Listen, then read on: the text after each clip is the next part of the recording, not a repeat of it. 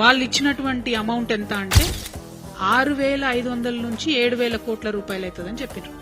అంటే 6 నెలల్లో పోయిన సెప్టెంబర్ కి నిన్నటికి కరెక్ట్ గా లెక్క చెప్పాలంటే 1,359 కోట్ల రూపాయలు పెరిగింది. నిన్న ముఖ్యమంత్రి గారు ఏదో అల్కగా మాట్లాడుకుంటూ ఏమైతే గాంధీ బొమ్మకి ఎంత రూపాయలు ఎంత అవుతుంది, 70 కోట్లు అవుతుంది, మహా అంటే 200 కోట్లు అవుతుంది అంటూ మీ ఇంట్లోకి వెళ్ళి ఇస్తున్నారా?